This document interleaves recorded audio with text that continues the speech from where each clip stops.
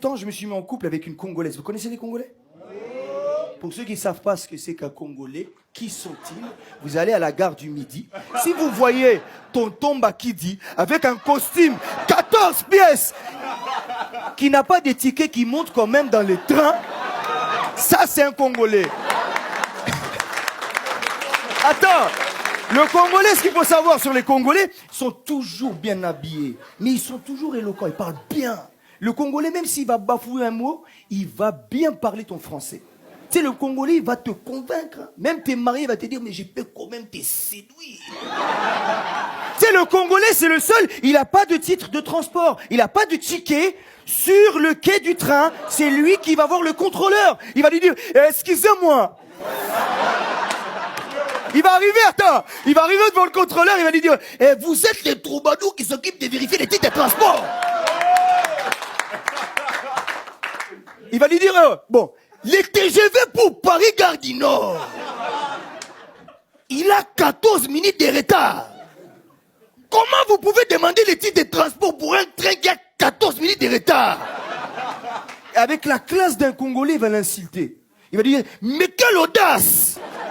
Allez, c'est qui l'imbécile? Ah!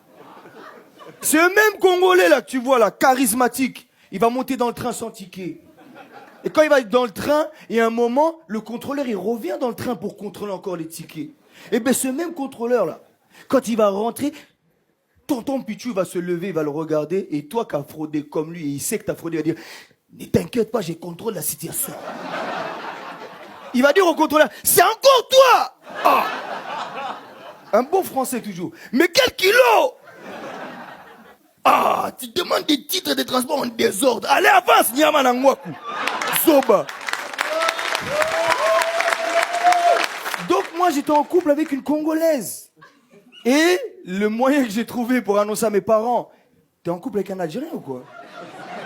Elle a fait un rire. Son père va les tuer. Son père va l'abîmer. Donc moi, le jour où j'ai annoncé à mon père, à ma mère que j'avais une petite copine, c'est le jour où j'ai eu un enfant. Et le jour où j'ai eu un enfant, ma fille, c'est une fille, comme une bonne Congolaise, elle est venue au monde à 3h du matin. 3h du matin chez les Congolais, c'est comme si c'était midi. 3h du matin, il est là, le tonton, il va se lever, il va dire, bon, Bibiche, tu peux sortir la bière, les chikwang, les makayabou, les pundu, mettre un peu de ndombolo, j'ai envie de danser. Normal. Moi, ma fille, quand elle arrive au monde, j'ai dit, bon, comme je sais que Dark Vador, alias mon père Saïd, il va me tuer, je vais laisser une trace. Je vais lui donner le prénom de ma mère. Ma mère, elle s'appelle Aïda. Donc, je dis à ma femme, bon, on va appeler la petite Aïda. Et ce soir-là, ma femme, elle a un démon congolais, il est entré en elle. Et elle m'a dit, non, non, non, chez nous, les prénoms, c'est Kiltirel. Je dis, quoi? T'as dit quoi? Elle m'a dit, non, non, non, on va l'appeler Libanza Mateta Kilibanzenza. Je dis, calme-toi. J'ai dit, ce démon-là, faut qu'il sorte de ce corps. On l'a fini par l'appeler Aïda. Moi, je rentre chez moi à 6h du matin et je tombe nez à nez avec mon père. Et là, tu connais, 6h du matin, c'est l'heure à laquelle tous les Algériens ils se réveillent pour boire un café et se rendormir. Et quand tu leur dis, mais pourquoi tu bois un café et tu te rendors, il te dit, parce que j'ai fait un rêve, j'étais pas assez énervé. Et là, je tombe nez à nez avec mon père et je lui dis, papa, t'as vu, pour moi aujourd'hui c'est un grand jour et tout. Il me dit, Zama. Je dis, ouais, Zama, voilà. Je dis, voilà. Tu as vu, aujourd'hui, je me sens comme un homme. Il me dit, Zama, vous êtes un homme. Je dis, oui, t'es pas loin. Je suis vraiment un homme. J'ai eu un enfant et c'est une fille. Et là, mon père, à la base, quand je parle avec lui, il me regarde dans les yeux. Tu sais, il me parle dans les yeux. Et là, je vois, il me regarde plus dans les yeux. Il se met à regarder cette partie de mon corps.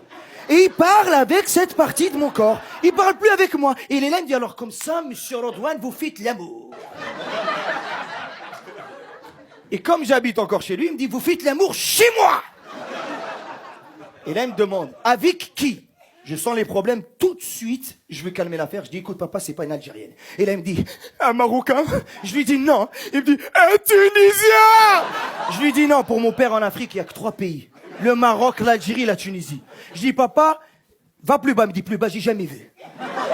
Je dis, s'il te plaît, va plus bas. Il me dit, non, non, plus bas, c'est haram, c'est interdit. Je dis, s'il te plaît, papa. Et là, il me dit, le Mali, je lui dis non, il me dit Sénégal. Je lui dis non, encore plus bas. Et là, il me dit ça existe encore plus noir. Je lui dis oui. Le Congo. Et quand je lui dis le Congo, mon père, il n'imagine pas ma femme et un beau bébé, un nouveau-né. Non, lui, il voit tonton Pichou, qui croise tous les matins à 8h30. Quand mon père, il va au travail et que tonton, il est avec sa bière, il dit, Saïd, toi, tu vas au boulot. What's up? Toi, tu es un vrai papa. Tu es un beau gars. Tu es quelqu'un de bien. Tu payes tes impôts. Ça va. Bonne journée, hein. Imagine ce gars-là.